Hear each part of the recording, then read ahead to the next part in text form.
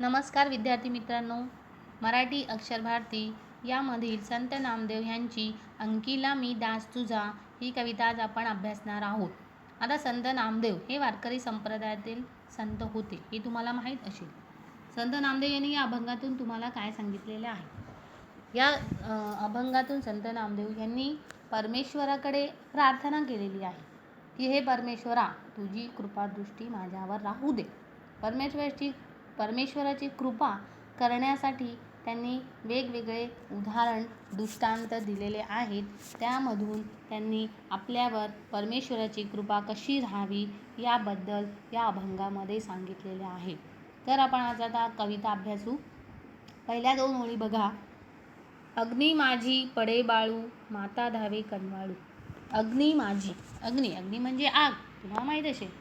माझी म्हणजे मध्ये, जेव्हा अग्नीमध्ये एखादे बाळ पडते. अग्नी माझी पडे बाळू, माता धावे कनवाळू. आता माता असेल बाबा, त्या बाळाची माता असेल, ती काय करेल? धावत येईल की बाबा माझं बाळ अग्नीमध्ये पडलं. कनवाळू हा शब्द इथे, कनवाळू म्हणजे दया, म्हणजे ज्याच्या मनात दयाचा भाव असतो. मातेच्या मनात दयाचा भाव असतो हे तुम्हाला माहीत आहे. तर दयेची भाव असलेली अशी ही माता बघते की बाबा अग्नीमध्ये आपलं बाळ पडलेलं आहे, तर ती धावत येते आणि त्याला वाचवते. आता दुसऱ्या 2 ओळी बघा. तैसा धावे माझी या काजा, अंकीला मी दास तुझा. संत नामदेव म्हणतात की देवा, जसं एखादा अग्नीमध्ये बाळ पडतं तेव्हा त्याची आई त्याला धावते वाचवण्यासाठी, त्याप्रमाणे तू काय कर, असा धावून ये. तैसा धावे माझी या काजी. तैसा म्हणजे त्याप्रमाणे, तैसा तू धावून, माझी या म्हणजे माझ्या, काजा म्हणजे कार्य, जेव्हा माझ्या कार्यामध्ये त्याप्रमाणे तुला धावत यायचं आहे.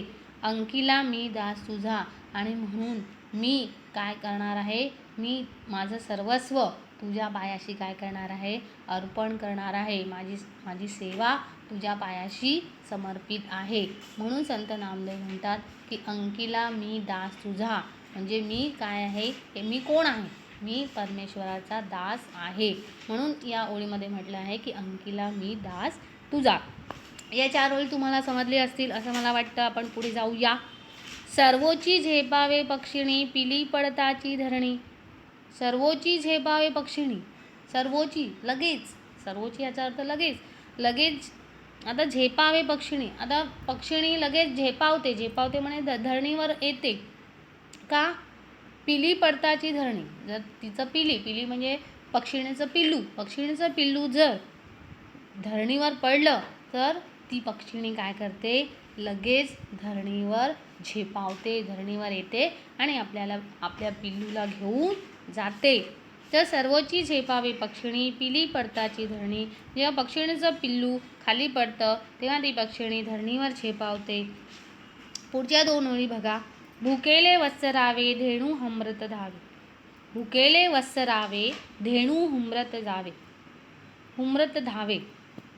आता भुकेले म्हणजे ज्याला भूक लागलेली असते तो. आता वत्सरावे, वत्स म्हणजे कोण? वासरू, गायचं छोटं पिल्लू, त्याला म्हणतात वासरू. तर वत्सरावे म्हणजे जेव्हा तो वासरू आवाज काढतो त्याच्यासाठी वत्सरावे हा शब्द घेतलेला आहे. भुकेले वत्सरावे, जेव्हा छोटं गायचं पिल्लू असतं त्याला वासरू म्हणतात. वासरू जेव्हा भुकेला, त्याला भूक लागते तर तो जोरात ओरडतो, आणि गाईचं ओरडणं आणि त्या वासराचं ओरडणं तुम्हाला माहीतच असेल. तेव्हा तो जेव्हा त्याला भूक लागते तेव्हा तो ओरडतो. तर धेणू हमरत धावे.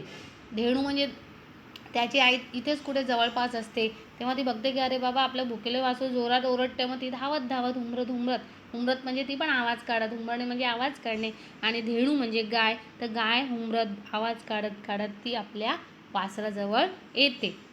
आता आणखीन एक उदाहरण संत नामदेव यांनी दिलेलं आहे की वणवा लागलासे वणी, पाडस चिंतित हरणी. वणवा म्हणजे काय? आग.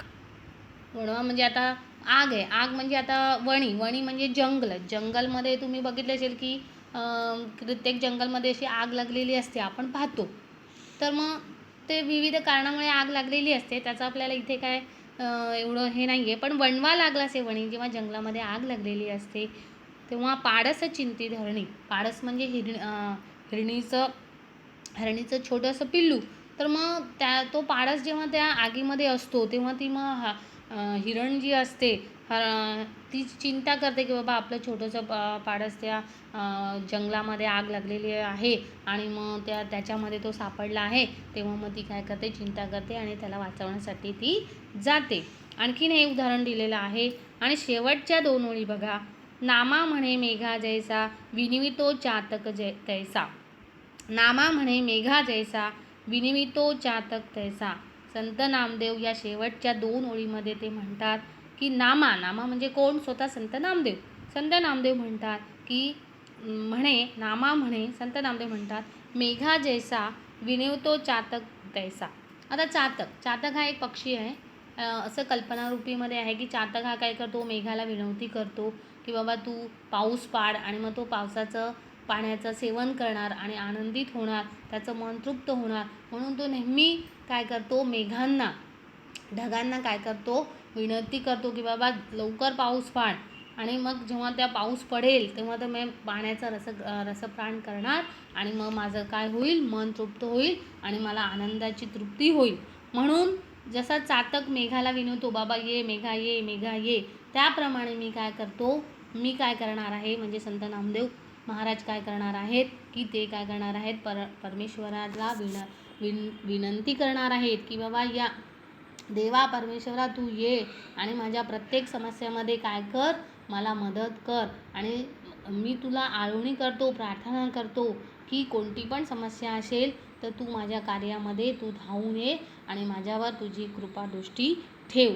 या संत नामदेवच्या अभंगातून त्यांनी परमेश्वराकडे आपली काय केलेली आहे, प्रार्थना केलेली आहे. मला वाटतं हा तुम्हाला व्हिडिओ समजला असेल, ही कविता पण तुम्हाला समजली असेल. तर विद्यार्थी मित्रांनो, जर तुम्हाला हा व्हिडिओ आवडला नसेल पण आवडला तरी पण सबस्क्राईब करा.